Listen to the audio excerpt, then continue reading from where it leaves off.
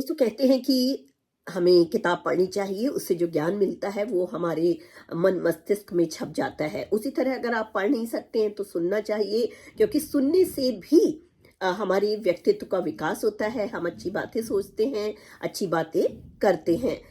मैं डॉक्टर विश्वामित्र महाराज जी को उनका एक लेख पढ़ रही थी। वो कहते हैं कि जीवन में वाणी का बड़ा महत्वपूर्ण रोल है। वो कहते हैं कि वाणी हमारे पूरे व्यक्तित्व को बयां करती है।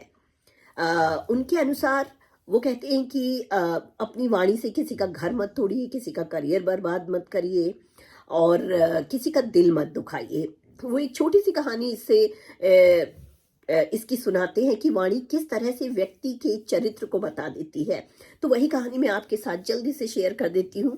एक बार एक राजा, मंत्री और नौकर हिरण का शिकार करने के लिए वन में जाते हैं। तीनों जाते हैं, लेकिन राजा जो है हिरण को देखकर उसके पीछे पीछे पीछे काफी दूर तक चले जाते हैं उसका शिकार करने। मंत्री और नौकर वहीं पर रह जाते हैं। जब राजा बहुत देर तक नहीं लौटते हैं तब मंत्री अपने नौकर से कहता है कि जाओ राजा को ढूंढ कर लाओ।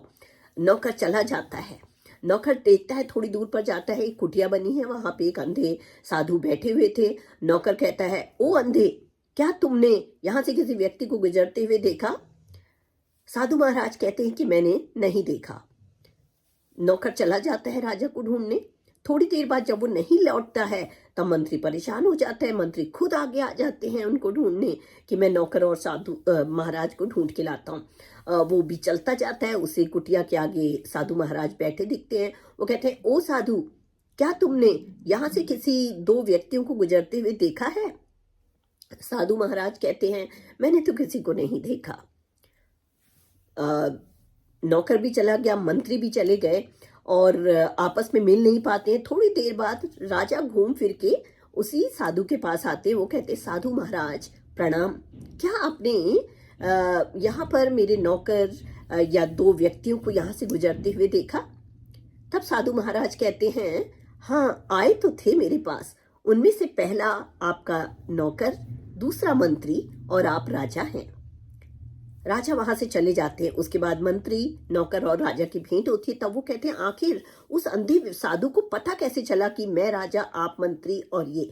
तब वो जब जाते हैं तो साधु महाराज उनसे कहते हैं कि सबसे पहले आपका नौकर आया, उसने मुझे अंधे कहकर संबोधित किया। फिर आपका मंत्री आए, उन्होंने मुझे ओ साधु कहा, और जब आप आए तो आपने कहा, साधु महाराज प्रणाम।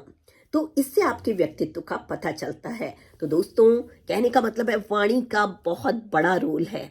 इसको इस्तेमाल सोच समझ के करिए, क्योंकि